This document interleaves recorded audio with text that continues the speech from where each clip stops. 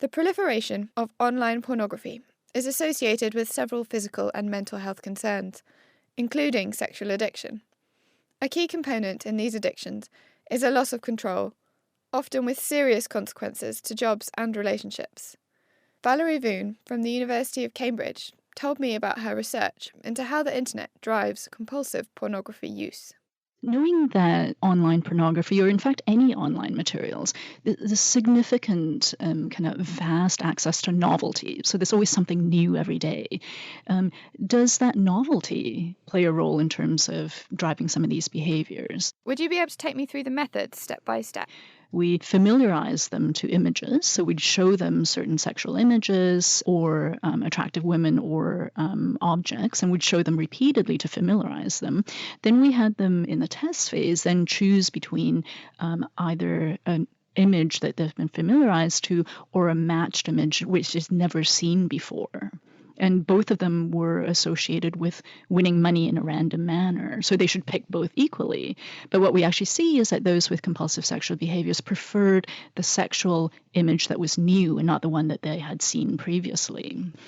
We then scanned them and showed them these sexual images, monetary images repeatedly, and we looked in the brain to see what areas might be changing over time. And what we see is that this area called the dorsal cingulate, an area involved in novelty and surprise and reward anticipation, that area decreases in activity much more quickly and something we call habituation in those with compulsive sexual behaviors compared to the healthy volunteers. What are the implications of those findings? The novelty component is actually quite intriguing. So we know that, for instance, adolescents who are sensation-seeking or novelty-preferring also are more likely to become binge drinkers. So there is this link between novelty-seeking and addictions.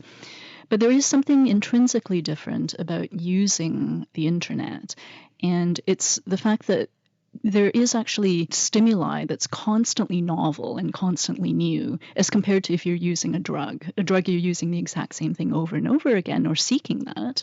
Whereas in this, the novelty aspect may itself have some rewarding component. We know that novelty and reward use not just similar mechanisms. So say, for instance, if something is unexpected and rewarding, you get this phasic increase in dopamine being a molecule that's involved in reward and motivation.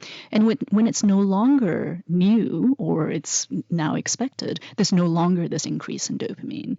I think it's something we can all sympathise with, clicking through and seeking something novel and new on the internet without even going into the realms of pornography. Absolutely. I think this is something that may be a mechanism that may be more generalizable to compulsive use of any kind of internet material, whether it's social media, whether it's looking at news outlets. You just get this kind of ongoing updates, and it's always something new, and that in itself can be potentially rewarding. But then when you pair it with a stimulus that is also rewarding, potentially that might be more likely to lead towards more compulsive behaviors. How do you see your research moving forward? We only looked at heterosexual males because of the nature of the stimulus. And again, it's a fascinating question, is there a gender difference? And then beyond that, there's a lot of other questions you could ask in terms of what else is driving these behaviors. I think not infrequently, a lot of them will report that they do this much more frequently in the context of anxiety or stress, which is also something you see in drug addictions. So those are the kinds of things I'd be quite interested in looking at.